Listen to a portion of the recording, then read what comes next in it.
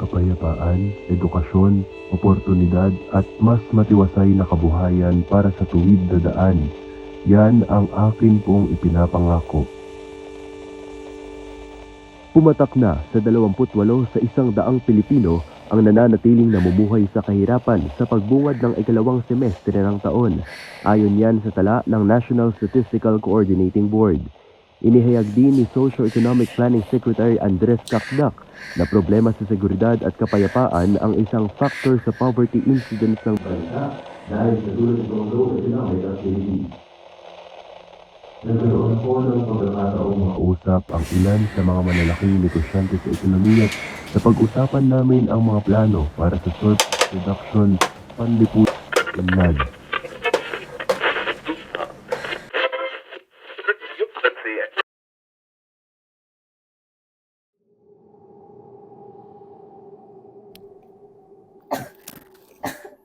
Penoy, bugok tuta ng kano.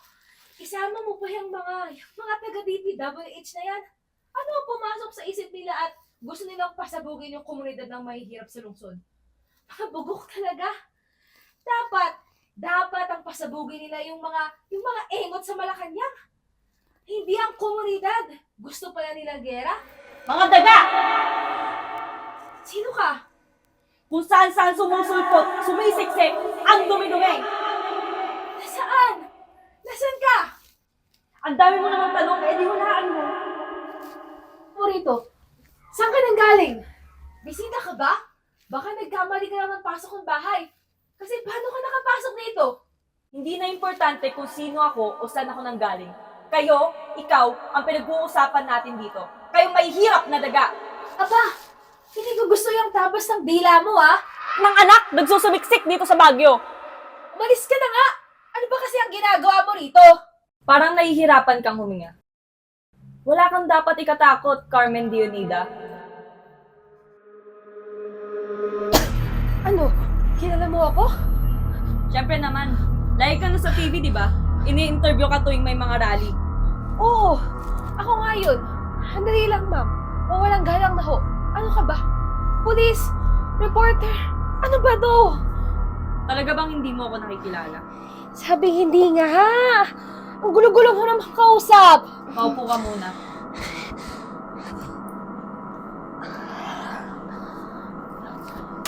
Everything is under control.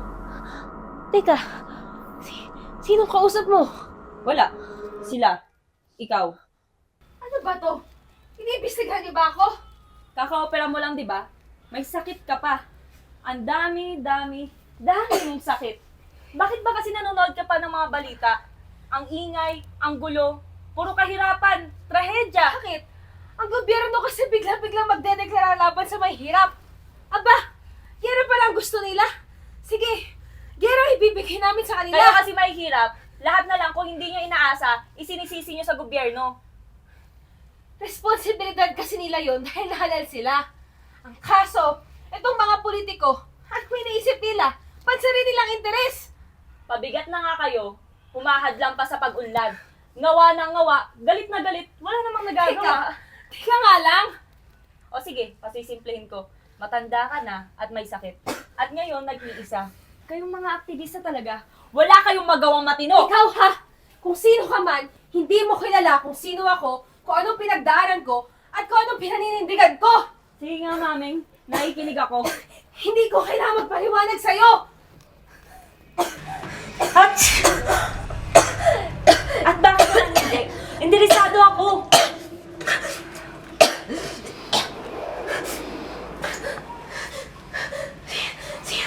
Sino ka ba talaga? Sino? Pareho lang kayo ng kilusang ipinaglalaban mo. Kung putaktihin niyo ang gobyerno, akala niyo kung sino kayo matatapang. Diyan kayo magaling. Puro kayo reklamo, Rally ng rally. Nakaka-traffic na nga, harang pa sa tuwid na daan. Paano unlad ang Pilipinas niyan? Dapat lang kayong pasabugin. Aba, ako? Kaming mga mahihirap, kaming mga aktivista, kaming mga tinawag mong peste. Araw-araw kami nagtatrabaho. Araw-araw kami napapagod. Paano ako maniniwala sa'yo? Anong napala mo sa paglaban? Matandang hangal! Mga peste! Mali ka! Ang tunay na mga peste ay yung umuubos sa yaman ng bansa. Ang problema kasi, kapag nagsabwata na mga politiko, pati yung mga malalaking negosyante, isama mo pa yung mga dayuhang nangungulimbat. Ay, nalintikan na! Alam mo, ang dami mong alam. Yung mga taong ipinaglalaban mo, mahihina yan. Takot. Mabilis magwatak-watak. Walang pag-asa. Hindi mo alam ang sinasabi mo. Alam mo, sumisikip ang dibdib ko sa'yo. Kung pwede lang po, umalis na kayo sa kwarto ko. Kwarto? Anong kwarto?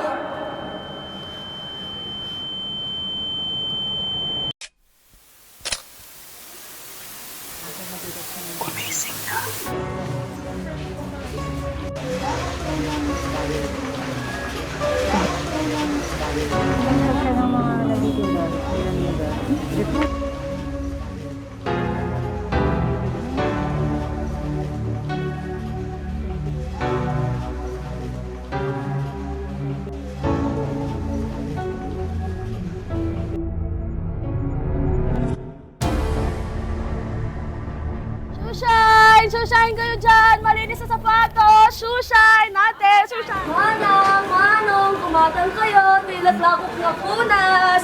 Manang! Punas po! Punas! Ating punas! Manong! Punas! Bichi, bichu-bicho, sapin-sapin dyan. Bichi, bichu-bicho, sapin-sapin dyan. Teka! Ano ba to? Ano ba nangyari? Nasaan ba tayo? Sa kwarto mo, hindi ba? Paburihan ng panukli. Ha? Oh, ito, saglit. Siguro kasi pera yun. Itigas lang. Oh, ito, Titi Jess. Kuya Gani, isang sapin-sapin nga ako. Oh, Tonyo. Ba't nandito ka pa? Hindi ka pa ba malilis sa eskwela mo? Maaga pa ko eh. Ako bala. Panay soft drinks mo. Kaya naubos baon mo eh. Mabuti pa, pag-aaral mo na lang at tupagin mo. Bigay lang to ni Aling Anggi. Di ba, Kuya Gani? Oo nga. Ay, Minda, ako na pala mamaya pupunta ng ospital. Nagde-delirio na ba ako? Nagsisimula pa lang tayo, maming. Halika, panoorin mo to. Sandali! Nabalitaan nyo ba? Tuloy na raw ang bentahan ng lupa sa lugar natin. Ayun ang usap-usapan sa City Hall eh. Talaga po? Naniniwala naman kayo, God, dyan kay Aling Minda. Ay Dario, huwag kang magulo. Sus, di naman mabiro. Kaya pala may mga nagsusukat dito kahapon. Kala ko kung ano din Nasaan ba talaga tayo? Ano ba ito? Mamen, kumusta? Mame? Imposible. Rinig na rinig kayo ng kabilang kanto. Ano ba balita? Luyas, Ito, maganda pa rin. Aga-aga to. Alam mo, hayaan mo na. Lagi mo nga pinapalat na umaga ko eh. Oh, Benny, pauwi ka ba lang? Oo, galing yung trabaho. Mamaya ka na pag di umuwi. Magkinig ka muna sa usapan namin. Pero Sanday, huwag tayo rito. At baka may mga taga City Hall na nakabantay at makarinig sa atin. Oo nga. Tara muna doon kina Dario. Teka. Parang anong ko to? Alalahanin mo mabuti. Parang siyang pamilyar. Pero, hindi. O baka naman nag-uulyanin ka na talaga. Kami ba to? Ako ba siya? Oh, Minda, tara na. Saglit lang. Hinahanap ko lang ito. Lai!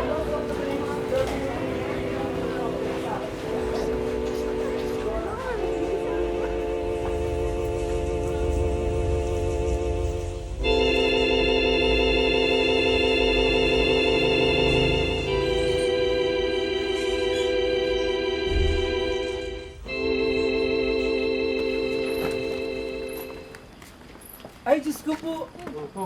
Naiwan ko yung bilao dun sa palengke. Galing pambira. Ayun, Manggani. Mamaya na yan. Alam nyo ba? May nabalitaan ako. Demolish na raw tayo. Akala ko ba wag basta maniwala? Tsaka isa pa, hindi naman pwedeng basta-basta lang tayo pabayaan ng gobyerno. Ay, ewan. Nagugulo na ako sa inyo. Nagbabayad tayo ng 4 na piso kada buwan sa City Hall. Ano bang tingin nila sa atin? Basura na pwede na lang basta-basta itapon kung saan? Hindi ba may responsibilidad sila sa atin?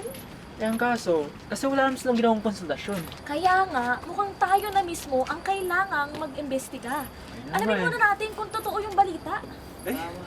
Asa pa tayo? Kung may plano talaga yung mga taga City Hall na makipag-usap, edi sana matagal na nilang ginawa. Tama. Nangyari na to sa atin noon. Ay, Minda, huwag mo nang ipaalala. Hindi ba na-demolish na rin tayo sa Apugan Luwakan bago lumipat dito sa Baguio? Wala rin tayong napala sa mga pangako nila. Ngayon, may magagawa ba tayo? Meron! Kailangan nating subukan. Nandito na yung buhay natin sa komunidad. Kung makapagsalita naman kayo, parang pinapalayas na tayo eh. Hindi naman talaga sa atin tong lupa. Sa gobyerno. Sa gobyerno? Nasaan ang mahihirap sa plano nila? Wala! Pilipinas to. Pilipino rin naman tayo. Pero kung ituring tayo, parang squatters sa sarili nating bayan. Basta ako, sa kayo ang mahirap na mabayaan. Ang mahirap, lagi na Teka! Isa-isa lang! Uy na lang kaya tayo ng probinsya. Alam mo namang di sapat yun. Paano pagpapagamot ng mga anak mo? Teka nga, Minda. Nasa hospital ba yung gusto mo? Oo eh. Labas-masok nga kami. May tubig daw pala sa baga. Gipit na nga kami. Naalala ko na. Ito yung panahong nagkaroon ng nakaambang demolisyon sa komunidad namin sa Baguio. Taong 1,970 at 70. Wala pa kami nabubuong organisasyon noon pero nagsama-sama kami magkakapit-bahay.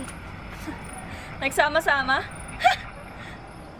Benny, baka pwede mo naman ako ipasok dun sa pagawaan. Malakas pa naman ako. Naku, alam mo namang magulo doon. Maraming natatanggal. Ito, gaya ni Kuya Dario. Uy, Tonyo, ako, madali ako kausap. Kung gusto mo, magkanya-kanya lang tayo para madali. Di ba, Benny? Kuya naman. Sila ba yung mga pinagmamalaki mo? Lumaban kami! Lumaban? Nagpapatawa ka ba? Sige, muna na ako.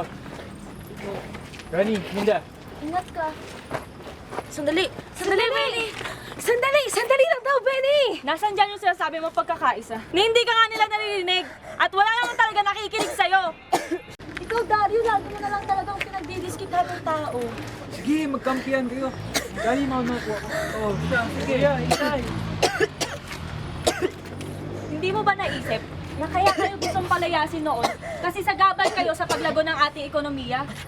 Dumadagdag pa kayo sa problema. O siya, sige. Ako na lang magtatanong sa City Hall. Minda, umuwi na lang tayo. Sige kuya, tara. Alam mo ba kung bakit hindi kayo inalok ng mga taga City Hall na bili ng lupa noon? Kasi wala naman talaga kayong pambili. Yan ang problema kapag ginagawang negosyo ang politika. The government is doing its best. The same way that the president is doing everything in good faith. All in the name of development. Paggunlad, nasaan? Sabihin mo nga sa akin nang maramdaman naman na kumakalam kong sikmura. Ang dami-daming bagong foreign investors sa bansa. The economy is growing. We are the miracle of Asia. Ano ka ba? Tagapagsalita ng palasyo? Panahon pa lang ni Mahoma, panahon pala ng Hapon. Sinabi nila na nandito sila para tumulong sa ngalan ng kaunlaran. Kagaya rin ng mga Amerikano. At hanggang ngayon, ganyan ang mga speech ng mga politika. Lahat na lang kini-question mo, mas mabuting sumunod na lang kaysa sa sumalungat. Kahit mali pang sinusundan, kaya maraming namamatay. Lalo na mga katulad kong mahihirap. Sa kasaysayan, kami ang pinapatay. Kaya anong gagawin namin? Paano hindi kami matututong lumaban?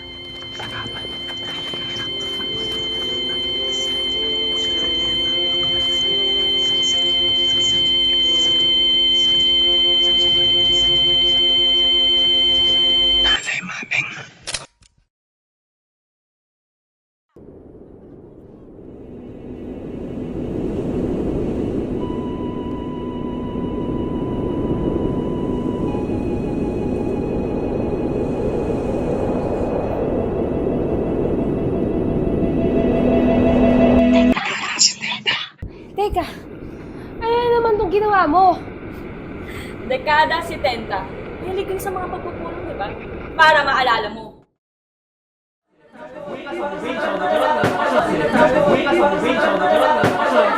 Yung punto ko, kailangan nating magkasundo-sundo ng posisyon.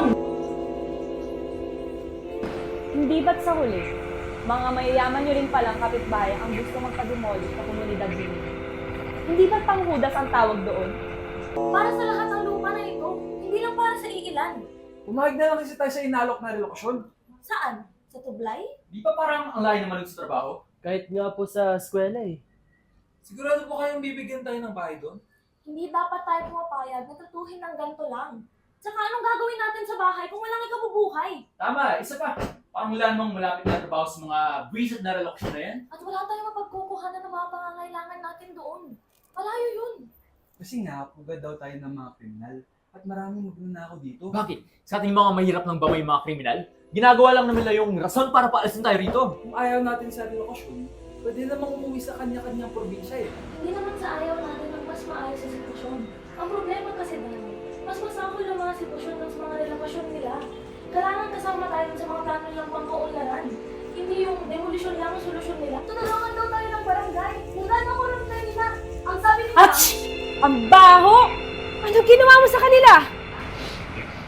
Amoy basura! Ano ba yun? May kanal ba dito? Saan bang... Bakit sila tumigil sa paggalaw? Hindi mo ba naaamoy? Ang baho! Ano na naman bang sinasabi mo? Ito, parang... Ito, parang andito. Umaling-aso ang kasinungalingan! Ach!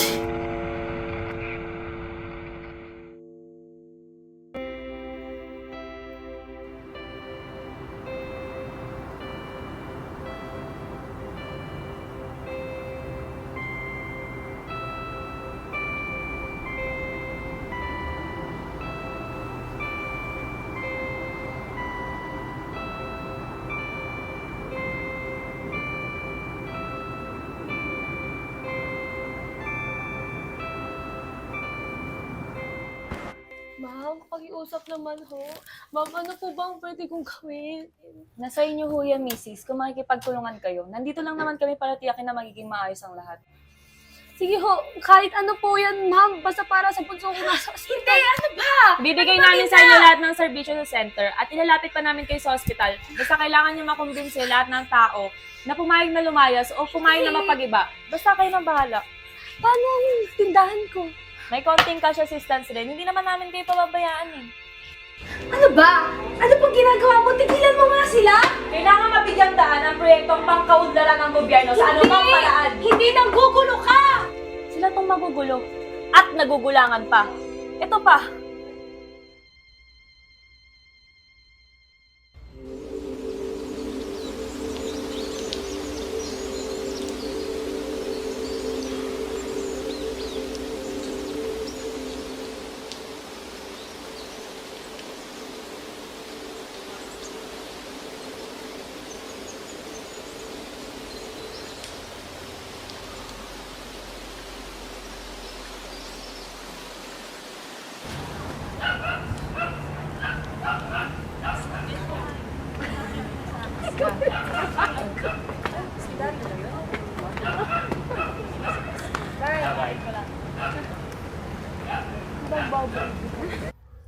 Uy, Dario! Uy ma'am, napadaan ka. Ano sa atin? May nahanap akong sideline. Baka gusto kong sumama. Construction ba yan? Hindi. Sa atin-atin lang to ah. Ano? Kaya giba ng mga bahay. Yung bang demolition? Loko-loko! Totoo nga, galing akong City Hall. Nagkakaproblema pa nga kami dito kasi magkakaroon ng demolisyon. Tapos sasama ko sa manangigiba? Ano ako, sira? Dario, pag-isipan mo. Hindi kalakihan pero mabilis ang kita. Ay, ayoko niyan. Iba na lang. Sus, para naman may mawawala sa'yo. Dario, practical lang dapat tayo. Ganito na lang isipin mo. Isipin mo yung utol mo. Pati yung makatatapos ng high school yun. Kahit sino, mawawala ng gana sa ganitong tambakan. Wala ka nga mahanap ng trabaho. Bahala na pare. Pag-iisipan ko. Sige ah. Sige. Ano, mami? Nakita mo na? Naniniwala ka na?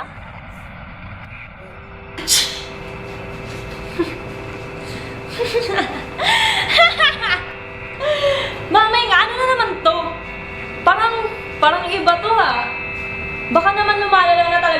kaligayahan mo.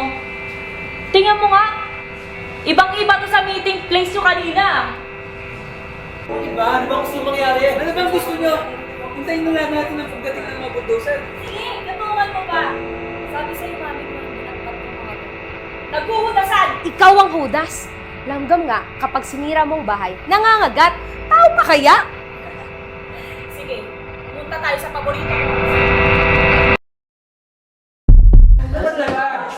Dami yun! Nakita ko na nakaraan. May kausap kang construction worker. Nasaan yun? Wala na ako na. Dahil umami ka nga, umayag ka maging parte ng demolition team. Bakit lang mo? Matulog ako, baka sarili.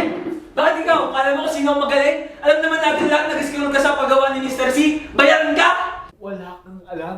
Umalma ako kaya ako natanggal. Ikaw, nanahimik ka lang. Alam mo ba, wala akong pakialam. Sige! Sabihin mo at malaman ng lahat! Ano? Nasaan ang tapang mo ngayon? Desperado ka rin pala. Pare-pareho lang kayo. Kuya, tama na. Isa ka pa! Tumigil ka nga! Sino bang kinakampal mo rito? Sino bang nagkakaano ba sa pagpaparal sa'yo? Kaya nga, ayoko na mag-aral eh. Kasi alam kong hirap na hirap ka na. Kaya kung pwede lang, maghanap na lang ako ng trabaho. Alam mo, tama na nga yan. Tama na. Naubusan na tayo ng oras. Baka dumating kayo mga taga-City Hall. Ang dapat na ginagawa natin ay nagkakaisa ng tingin na hindi tayo aalis dito. Sige, mag-away-away pa kayo. Ikaw tong nanggugulo. Pinapahawak tayo nitong si Dario eh. Akala mo kung sino kayo malinis magsalita? Aliminda, alam ko may usapan kayo ng barangay. Tumigil ka. Anong klaseng usapan? Wala yan, kuya. Umamin ka na. Anong ginawa mo, Minda? Wala akong magawa eh. Sabi nila, huwag na raw akong lumaban. Kumbinsihin ko raw yung mga kapitbahay natin na umalis. Pumaya sa relokasyon. Kahit saan, basta hindi dito. Minda naman? At naniwala ka naman doon? Lumabas din ang katotohanan. Mapapupunta na yung mga bata eh. Lalo na si Punso.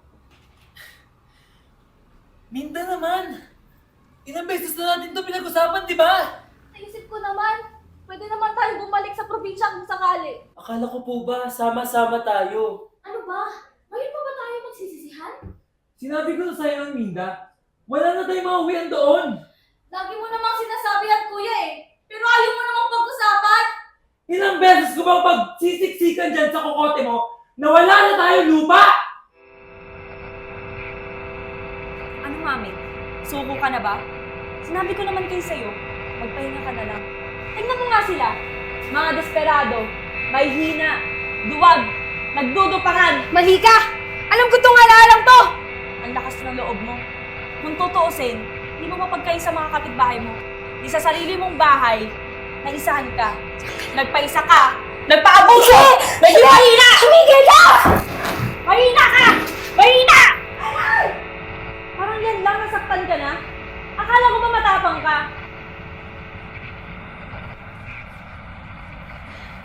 Andiyan na! Demolition team!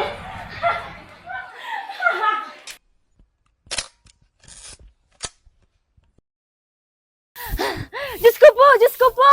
Dario! Dario! Meron ano? Alam mo ba?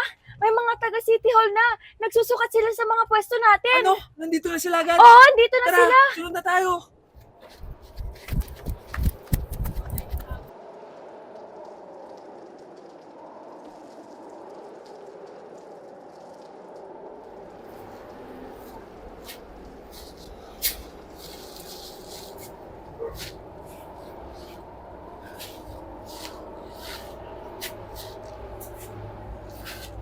Oh! Saan napunta yun?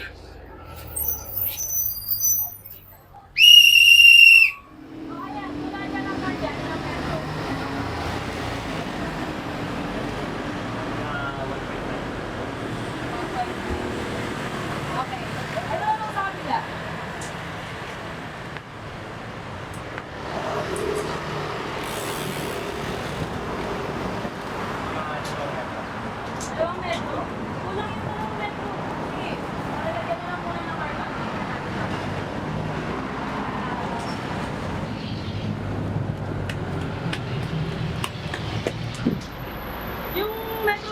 makiayos. Teka. Anong ginagawa niyo, boss? Sandali!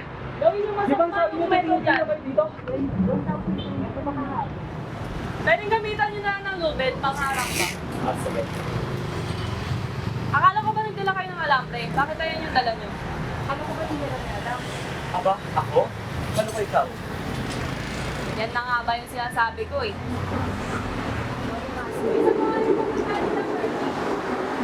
Kuya, ba't nagsusukat na mo kayo? Bakit ba kayo nangingialam? May order galing sa City Engineer's Office. Hindi niyo ba alam? Bawal nga kayo magbukas ngayon kasi magsusukat kami.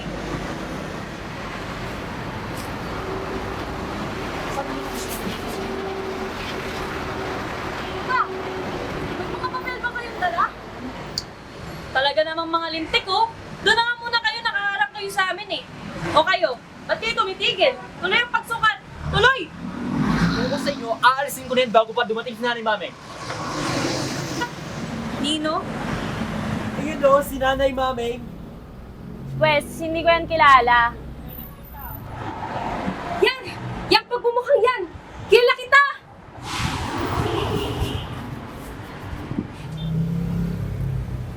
Mapawalang galang lang po. Pero ilang beses na po ako nagpakilala at nagtangkang makipag-usap sa inyo noon. Madam, magunos dili nga po muna kayo. Madam? Anong madam? Marami kayong problema sa inyo. Akin na nga yan. Ah, ganon. Babaliin ko yan. Huwag kasi kayong umarang sa daan. Ba't nyo ba kami pinapalayas dito? Simulat sa pool dito na kami nakatira. Tapos darating kayo para kunin ang lupa namin. Alam mo, sa presinto kayo magpaliwanag. Doon! Nakikiusap kami! Bigyan mo na kayo at harapin kami. Papakulong ko kayo. Sige! Lalo na ikaw. Sige, subukan mo! Kami ang nagayos ng daan kung saan ka nakatayo ngayon.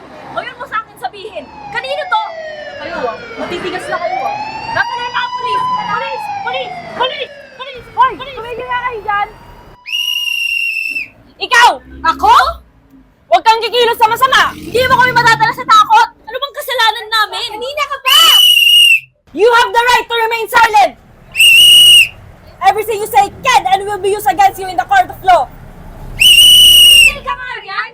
Sobra na! Ano nangyari dito? Kuya, may mga pulis kasi! May mga pulis! Sinahuli kayo! Ikaw! Sino ka? Lumagdag ka pa. Nakakasabay ka pa ba? Sa lahat, walang kikilos ang masama kundi malilintikan kayo. Wala kaming kasalanan! Anong wala? Hadlang kami sa isang government development project. Huwag mo akong hinahawakan. Lalo ka na! Lahat ka kumehepal. Ano bang development project sinasabi mo? Bakit lahat? Parang kanina, sa gobyerno niya! Diyan ka lang! Diyan ka lang sabi! Kung kailangan ko humawak ng almas, gagawin ko! Tama si Mameng! Kailangan natin magkaisa! Makukulit ka na!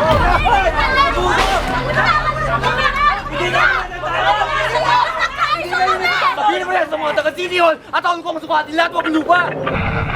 Tignan mo ang mga daliri mo sa kamay. Imposible magkapantay-pantay. Parang mga tao lang. Tagkapin mo na lang na laging may mga mahihirap. Bakit mo ba kailangan lumaban? Hindi nga pantay-pantay, pero pag ang kamay, hinuyong mo, magiging kamao. Anong gusto mo? Subukan ko na sa mukha mo para magpantay ang dalawang paa mo sa hukay?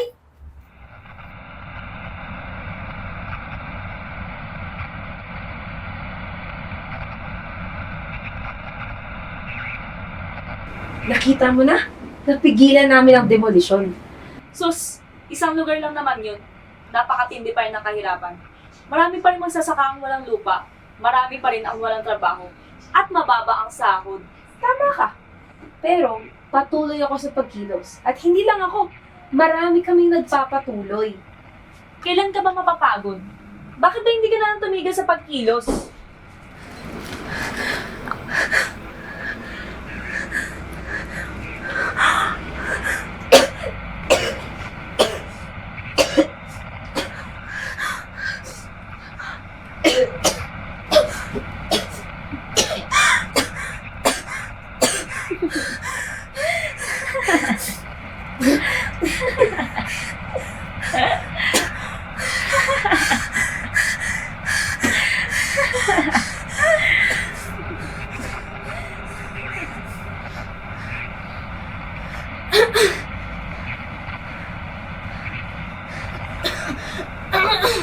Malakas ka ha? Hindi mo pa rin ba ako nakikilala? Hindi! Kilala mo ako. Alalahanin mong mabuti. Naalala mo ba noong una kang nanghina? Sumakit ang dibdib mo. Parang sa sabog. Hindi ka makahinga hanggang sa may pumutok na ugat sa utak mo. Nandoon ako sa lahat ng panahon na iyon. Sa bawat pagkatakot, pagkaduwag, pangamba, panghihina ng loob. Nandoon ako. Tuwing nanginginig nga ang mga tuhod mo, mga kamay mo, halos mangisay ka, magdeliryo, nandoon ako. Lahat ng pagod, galit, takot, pangamba, nandito ako! Tama na! Kaya ang katawan ko. Parang mahihirapan ka na umuna eh. Wala ka nang magagawa. Nakatingin siya sa amin. Nananawagan. Nangihikayat. Tayo ang guguhit ng ating istorya. Lumaban tayo. Huwag magpatangayin sa agos. Nangingibabaw ang boses niya. Malakas at matapang. Hindi mo aakalain na ang boses na yun ay manggagaling sa isang maliit at payat na matanda. Si Maming. Si Maming hindi siya nagpatina. Na para bang ang boses niya ay isang balang tumagos sa hangin. Sige! Iputog mo! Subukan mo na magkaalaman tayo! Napaatras yung pulis. Sa mga araw pagkatapos ng insidenteng iyon, dumagsa ang suporta sa mga karatig na komunidad at universidad. Hakbang-hakbang, nakita ko kung paanong muling nanindigan si Kuya katulad ni Maming. At yun kailanman ay hindi ko malilimutan. Hinding-hindi ko makakalimutan ang mukha ng mga militar sa kampo nang suguri namin ang kampo nila para magpiket. Mahabang panahon nila kaming minaliit. Heto ang aming petisyon, kaming tinatawag niyong mga hamak na magsasaka at taga-baryo. Mahigit 10 taon na mula nang mangyari ang unang tangkang demolisyon. 15 anyos pa lang ako noon. Nagsasalita ako ngayon hindi lang bilang tagapangulo, kundi bilang isang karaniwang taong namulat tungkol sa mahalagang papel ng mga kabataan para sa panlipunang pagbabago. 2001 nang mapatalsik si Erap sa EDSA People Power 2. Nandoon ako noon kasama ng mga kapwa manggagawa at maralita. Nagkita kami ulit ni Nanay Maming. Sandaling nakapagkamustahan. 2 people power na rin pala ang pareho naming napagdaanan. Nung EDSA 2, talagang tumatak si Nanay Maming sa kasaysayan dahil sa kanyang mga talumpati at paninindigan. Hindi ko yun makakalimutan. Mabuti pa ang manok. Isang kahig, isang tuka. E tayo, kahig ng kahig, wala namang tuka. Kaya ang dapat pagkatandaan, karapatan nating ipaglaban ang ating mga karapatan. Doon siya nakilala at nakapasok sa buhay at kamalayan ng bawat aping mamamayan. Magkatulad kami ng buhay ni Maming. May naranasan na rin ako kagaya ng naranasan ni Maming. Ako si Maming. Ganoon ang sinasabi ng karamihan. Hindi tayo masisisi ni numan kung tayo ay pupunta. Makiisa sa hukbor yan sa kalayunan. Nang ibaba ang martial law, nagpasya akong tumungo sa kanayunan at sumapi sa NPA. Hindi tayo kailanman bibigyan ng karapatan, kaya kailangan tayo mismo ang kumilos at ipagpatuloy ang revolusyong sinimulan ng Bonifacio at ng Katipunan. Sa tindi ng kahirapan at kagutumang dinaranas ng sambayanan, nakita ko na walang ibang malalapitan ang taong bayan kundi ang panlipunang pagbabago, ang pagpapabagsak sa lumang sistema at pagtatayo ng bago. Kung hindi lang nanginginig ang aking mga kamay at may magtuturo sa akin paano humawak ng sandata, paano magpaputok, ako po ang mangunguna. Hindi po ako natatakot. Handa po akong ialay ang buhay. Hindi ko makalilimutan ang mga kwento ni Nanay Maming tungkol sa panahon ng giyera laban sa mga Hapon at kung paanong buong buhay niya mula pagkabata hanggang pagtanda ay puno ng pakikipagtunggali. Huwag kayong mag-alala, Nanay Maming. Nagpapatuloy ang paglaban at magtatagumpay tayo.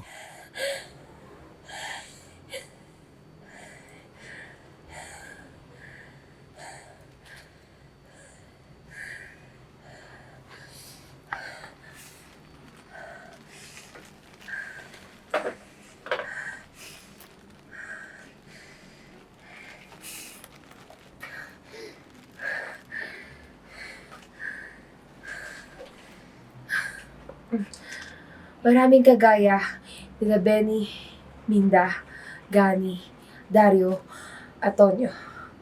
Mga karaniwang maralita na nagsama-sama sa panahon ng demolisyon.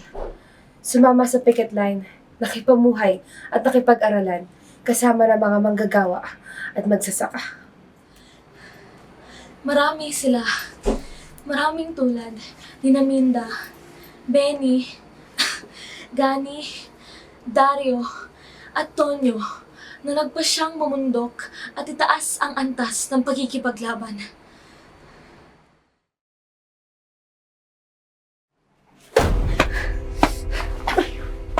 Kayo! Anong tinitingin-tingin niyo dyan? Ako ang magtatakda ng pagtatapos nito. Susunod kayo sa akin! Kung ano-anong kasinungalingan ang nilulubid, tinatahi at ginuguhit mo para pasunurin, paikutin at paniwalain kami. Manloloko! Kilala ko na kung sino ka! Isang sakit! Cancer sa lipunan! At ano? Ano ang dapat gawin sa sakit na yan? Tayo ang magpapasya. Hindi sa mga lansangan nagtatapos ang laban. Doon sa mga liblib na bayan, Kung saan pinakamatindi ang kahirapan! pinakamatindi ang paglaban. Doon ang tunay na sukatan.